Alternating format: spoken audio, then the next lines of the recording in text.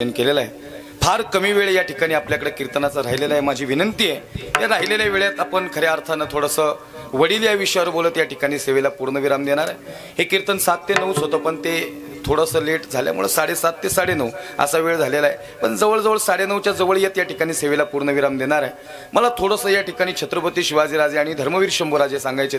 मागच्या वेळेस प्रवचनाला आलो होतो, पण प्रवचनात फार तो मुद्दा मांडता येत नाही। दशक्रियेच्या प्रवचनाला काही मर्यादा आणि लिमिटेशन्स आहेत, आणि म्हणून आज या ठिकाणी थोडं या विषयाला स्पर्श करणारे सज्जनाओ, या जगाच्या पाठीवर मातृत्व सांगणं फार सोपं आहे, पण या जगाच्या पाठीवर पितृत्व सांगणं फार अवघड आहे।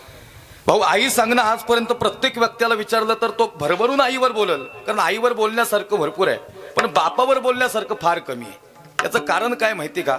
आई पडद्याच्या समोर उभं राहून प्रेम करते, आणि बाप म्हणजे पडद्याआडचा कलाकार आहे। आजपर्यंत आईचं प्रेम दिसलं, पण बापाचं प्रेम दिसणारी फार कमी मुलं आहेत। लक्ष देऊ नये का सज्जनाओ?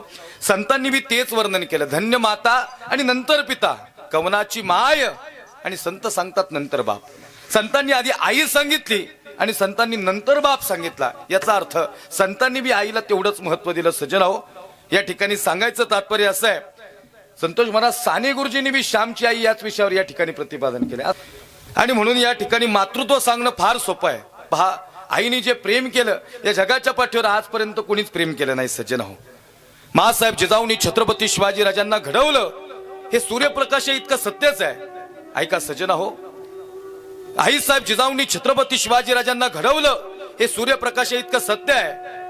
पण छत्रपती शिवाजीराजांसाठी अविरक्तपणे त्याग करणारा आणि कर्नाटक प्रांतात राहून दुश्मनांची चाकरी करत तरी लेकरावर अविरक्तपणे प्रेम करणारा जगाच्या पाठीवरचा हा बाप शहाजीराजे, हा बाप बी कोणीतरी घड्या सांगितला पाहिजे नाही। माता कौशल्या रडती, पण ही कौशल्या माता ही सगळ्यांना दिसली हो, पण लेकरांच्या विरहात रडणारा बाप हा राजा दशरथ आहे। हा बापही कोणीतरी समजून घेतला पाहिजे नाही गड्या। ऐका सज्जन हो, ऐका सज्जन हो, लक्ष देऊन ऐका। एक महत्वाच्या विषयाला स्पर्श केलाय सज्जन हो। खरं सांगू का, बापासाठी रडणारी आणि लढणारी लेकरं फार या जगात भाग्यवान आहेत। बापासाठी लढलंही पाहिजे आणि बापासाठी रडलंही पाहिजे। ऐका सज्जन हो,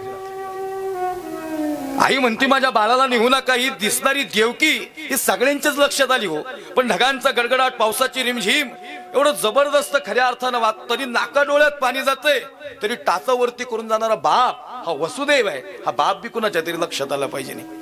आई लक्षात आली हो, पण बाप लक्षातच बसला नाही। साने गुरुजी बी श्यामची आई लिहितात।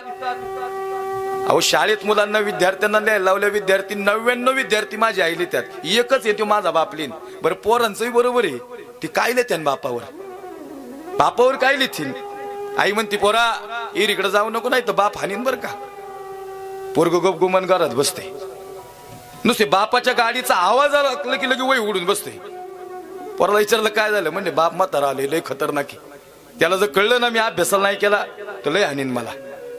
आई म्हणते अरे पावाय जाऊ नको, सुट्टी असली तरी घरात बस, बापाला कळलं ना वीर इकडे गेलाय तर लय मारीन बघ। पोरग म्हणते बाप काय मारायला जन्माला आला का काही ना? असं आहे गाव बाप? खरं सांगा आई, तुमचं काळीच लय आडवं आहे। तुम्ही लई प्रेम केलं, तुम्ही हृदयावर लाथा खाल्ल्या आणि तरी स्तनपान केलं। आम्ही लाथा मारले तरी तुम्ही स्तनपान केलं, आम्ही पोटात गरकन फिरलो तरी तुम्ही आमच्यावर प्रेम केलं। तरी आई म्हणते पोरग लय युरल्या गे चला की। पण खरं सांगू का, अरे मग या एवढ्या प्रेमापुढं या बिचाऱ्याचं प्रेम जाखल्या गेलं। आमचे योगेश भाऊ तर 3 वर्षाचे असताना वडील निघून गेले, त्यांना आठवतच नाही वडील, पण त्यांना मनोमन वाटतं की तो क्षण मी माझ्या वडिलांबरोबर खऱ्या अर्थानं घालवायला पाहिजे होता। सज्जन हो, काय संघर्षातलं जीवन असतं, लक्ष देऊ नाही का? मला काय सांगायचे भाऊ, तुम्ही 3 वर्षाचे होते, संत मुक्ताबाई 7 वर्षाच्या होत्या। मुक्ताबाईंच्या जीवनातलाही बाप निघून गेला। ऐका ना, कोण म्हणलं संघर्ष नाही? आणि ज्यांच्या जीवनात संघर्ष आहे तेच व्यक्तिमत्व जबरदस्त प्रेरणेने उभं राहतं। ज्याच्या जीवनातच संघर्ष नाही त्याचं जीवन काय? अरे कुणाच्या तरी जीवनात काटे पाहिजेत। इथं असणारी माणसं फार गडगंज आहेत आता, असं समजू आम्ही। आता बंगलेत, आधी झोपड्या होत्या, बडी भाऊ आधी झोपड्या होत्या बरं का, आता सगळं जिथल्या तिथं झाले। साहेब बरोबर आहे बरं का, हे असंच आहे, तुमचं माझं सगळ्यांचंच सांगतोय।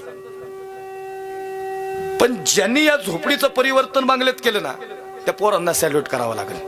याचं कारण काय माहिती का? त्यांना जाण आहे त्यांच्या बापाची, त्यांना जाण आहे त्यांच्या आईची 300 रुपये आई रोजाव गेली। पण खरं सांगू का, मी खरंच अशी मुलं बघितली गड्या, अशी जवळून मुलं बघितली, साहेब अरे लय पैसे आले अकाउंटला. मुलाला म्हणलं काय झालं बाळा, डोळ्यात पाणी आलं तुझ्या. ते म्हणलं महाराज काय नाही हो, आता लय पैसे येतात पण बिचारा बापच नाही हो.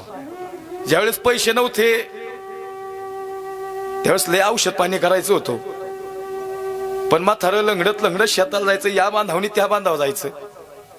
लई वाटायचं कसा काय उपचार करावा, पण यारवाळीच निघून गेलं. आता पोरग लई मोठं झालं, लई ऐश्वर्य संपन्न झालंय, पण बापच नाही जिवंत राहिला. उशाला जाऊन बसतो पोरग जिथं बाप झोपायचा. असा उशा हात ठेवला, म्हणलं काय झालं बाळा, काय नाही म्हणला. महाराज लई बापाची आठवण येते हो. चिरा पडलेला पाय एकदा हातात घ्यायला पाहिजे होता हो, कळल्याच नाही अहो. त्याने आयुष्यभर झगडला, झुंज दिली, परिवारासाठी लढला. विराट कोहली, रोहित शर्मा, कोणीही खेळाडू आपल्या खऱ्या अर्थानं देशासाठी खेळतात, सॅल्यूट आहे यांना.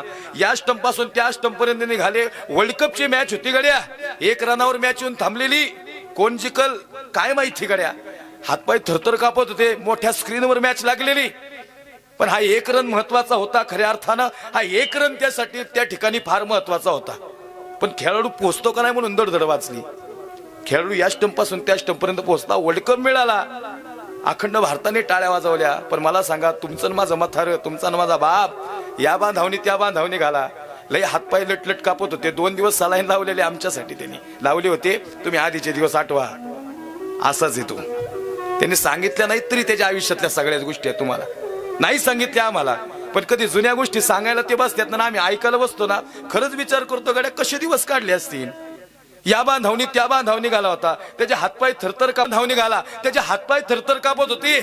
कदाचित त्याला स्ट्रोक बसला असता, पण पेन किलरचं इंजेक्शन घेतलं होतं. त्याला वेदना समजत नव्हत्याच. वेदना पोरांच्या होत्या त्याच्या हृदयात, वेदना अंगाच्या नव्हत्याच, वेदना लेकरांच्या होत्या. मुलीचं लय मोठं लग्न करायचं होतं, पोराचं लय मोठं शिक्षण करायचं होतं.